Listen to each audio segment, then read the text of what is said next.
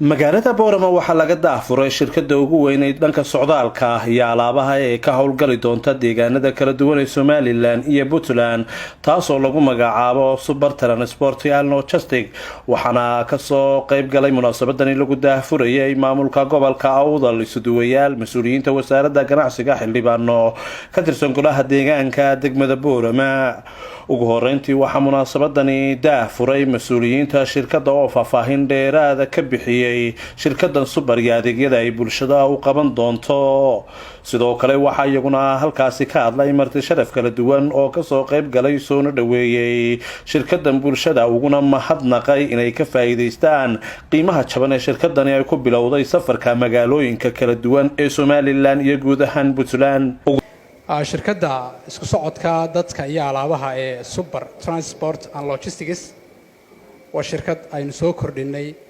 waa shirkad maanta aynu xafiiskeedii ugu dambeeyay ee Somaliland aynu ka daafuri doono magaalada Boorame bishan aynu ku jirnay labadeedii bay ahayd maalintii aynu furnay xafiiska Hargeysa hadda ka horna waxay ka shaqeyn jirtay saaw gudoomiyaha guud ee shirkaddu inoo sheegay Maxamuud Puntland bay aad uga shaqeyn jirtay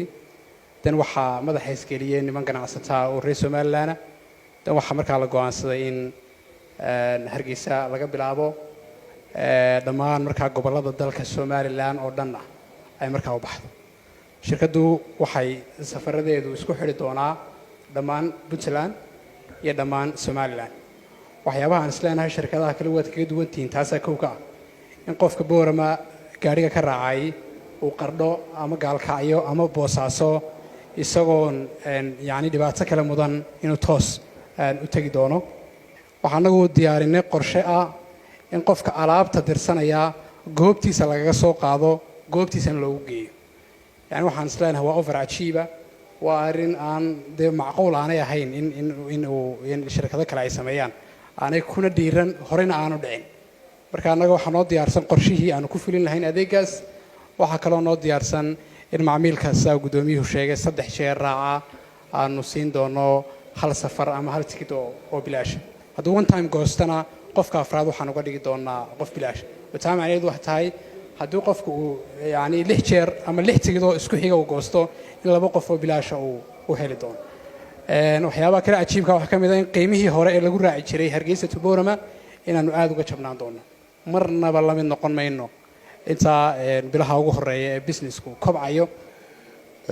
haddii aan yaro faahfaahinada ka siiyo shirkadda iyo xaalkeeda iyo qaabka u soo bilaabantay shirkaddu horta awal waa shirkad ku bilaabantay waxyaabo sharing kala ilaa shirkad la wada leeyahay oo kana shaqeyn doonta ay kaga duwan tahay geeyiga Soomaaliga dadka afka ku hadlo dhan oo meelaha qaar processkoodu uu socdo oo ay ka mid tahay sakiilka shanaad iyo Djibouti oo kale laakiin ay ka shaqeysay imka 2 goobood oo Somaliland iyo Puntland ay u badan tahay asaatay hore u sii socon doonto insha Allah shirkadda asaaskeeda Somaliland ha waqti yar kooban bay jirtaa adana dadaal badan iyo juhdi badan oo la geliyay xafiisyada gobolada Somaliland oo dhan maanta oo way furan yihiin alxamdulillah rabbil caalamiin waxaan asaaskii koowaad shirkadda shaqada ugu koowaad bilowday bishan u baahayd waana alxamdulillah si wanaagsan baa socotaa de shirkadaha kala jiray kulli oo ka shaqeynaya wadanka hore u jiray isweydiintu waa maxay kaga duwanahay marka waxaynu kaga duwanahay qaabka u shaqeynaysaa waa kulli waa shirkaddan inta badan offline baa lagu dalbanayaa oo number baa laga dalbanayaa 2000 xidig 2000 hash marka waxa uu soo dhigayaa basaskii iyo wixii iyo waqtigu baxayay timekii waa ku wada jira marka adoo gurigaaga joogaba ayaa laga yaabaa in tigirku ku sugnaaado adoo diyaarad timaad halkan waxaan doonaynaa inaan muddo 3 bilood oo offer socon doono oo qofka 3 jeer tigir ka goosta shirkadda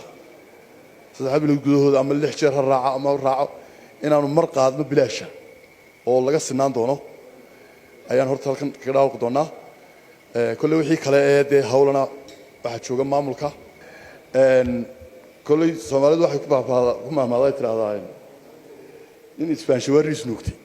hal hayska shirkaddan Super waa kaalina raac weyn qofku markuu na raaco service-kayga uu arko ayuu horta naga sheekayn doonaa insha Allah marka waxaan leenahay Super lagu soo dhawaado marka hore anigoo mahad celinaya ragga odayada uu farxaan ugu horeeyo ninka odayga kale mas'uulka inala jooga dariskiga had qaadateen iyo businesska aad soo kordhiseen inuu Ilaahay idin barakeeyo insha Allah. anigu waxaan noqon doonaa macmiilka ugu horeeya ee dukaanadii aan leeyahay ganacsiga aan leeyahayba oo ballan qaadaya in ganacsadaha ugu horeeya alaabaha ku xidhan inaan noqdo super. annagu ka jaamacad ahaan inta badan waanu isticmaalnaa shirkadaha waxaanu ballan qaadaynaa insha Allah ta'ala